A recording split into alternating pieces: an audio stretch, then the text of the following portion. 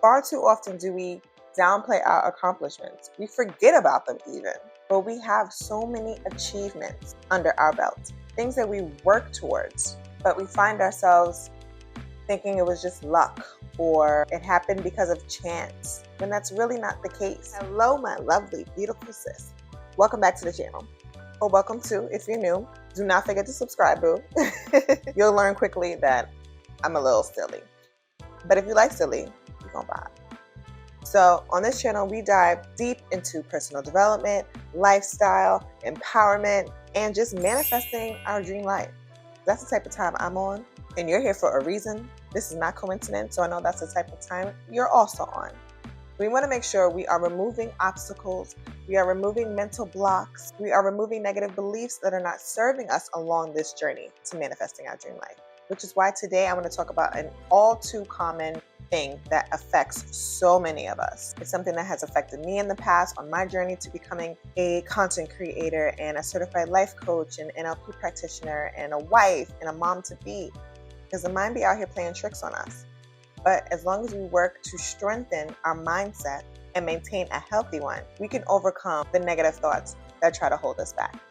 And that's why today's topic is imposter syndrome. Now, imposter syndrome, it's like having a little old nasty gremlin on your shoulder, just whispering all these terrible things, like you're not good enough, or you can't have this, or this isn't within your reach, or you're dumb, you're incapable, you don't belong here, you're faking it. But guess what?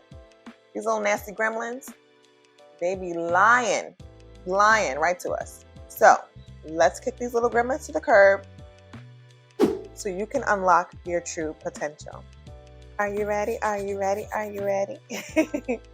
Let's dive in.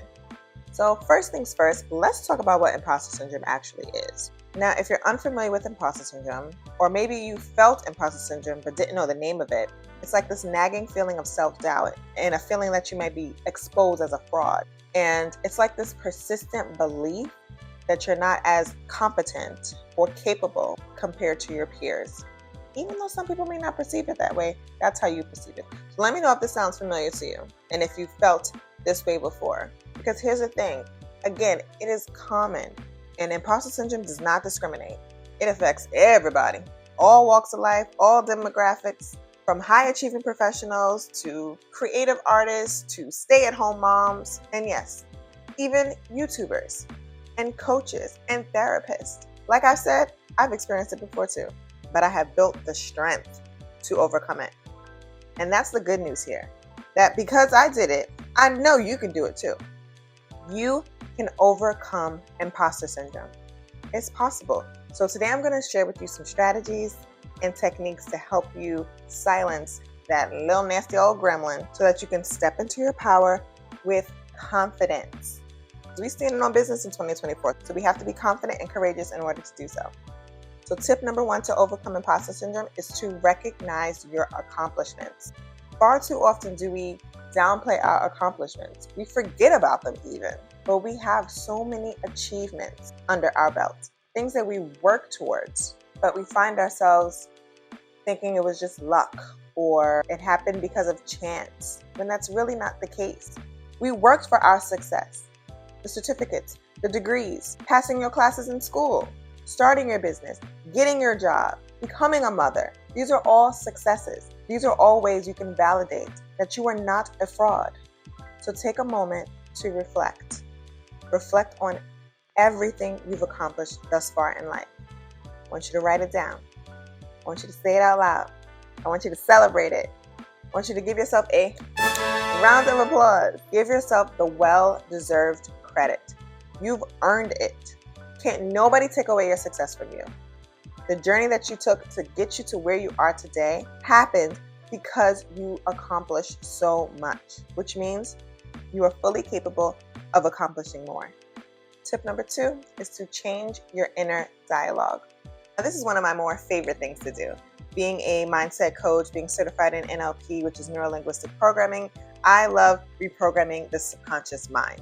For myself, for clients, in my programs, in classes, all that. Because the subconscious mind has so much power over us. Our thoughts are powerful and they impact our reality. They impact us internally with our feelings, our emotions. They impact our behaviors. They impact so much. And unfortunately, a lot of us walk around with a negativity bias, where we're constantly looking at the world through a lens of negative concepts, negative beliefs, and negative perception. What we also do is turn our own thoughts towards ourselves negatively as well, creating negative self-talk. And maybe you find yourself experiencing negative self-talk in your own life, saying things like, I'm not good enough, or I'm going to fail, or I can never make XYZ happen. Believing that you're dumb every time you make a mistake. Gosh, I'm so stupid. Gosh, I'm an idiot. Looking at yourself in the mirror thinking, ugh, I'm so ugly. I'm just disgusting. I look terrible. I see so many people come on YouTube and TikTok and social media in general, and the first thing that comes out their mouth when they come on camera is, oh my God, I look so bad. Ignore how I look, guys. Don't mind my appearance. And it's like, 9 times out of 10, we didn't even notice whatever you're seeing about yourself as a negative. We didn't even see it. But now that you pointed it out, that's going to be something to be focused on.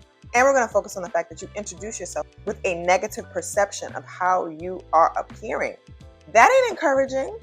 That's not inspiring. And if they do this in front of people, I can't even imagine what these YouTubers and content creators say behind the scenes talking to themselves. It could be bad. And you could be in the same boat. Maybe that's something you're experiencing as well right now. But know that you can change this. I'm someone who used to be really self-conscious about my arms. I have an athletic physique, and I saw them as manly and ugly for many, many, many years. And it wasn't until I got older that I start to, what I like to call, flip the script and create a more positive outlook when it came to my body. Because I realized that having that negative self-talk was diminishing my self-esteem.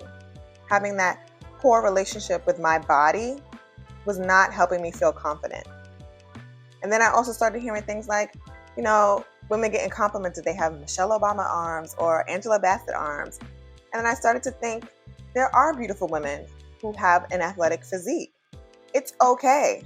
And one day someone is going to love me for it. They're going to love my body, just like I love my body. So that was the work I did to begin to love my body, to change my body image, because I saw it so much worse off than it actually was.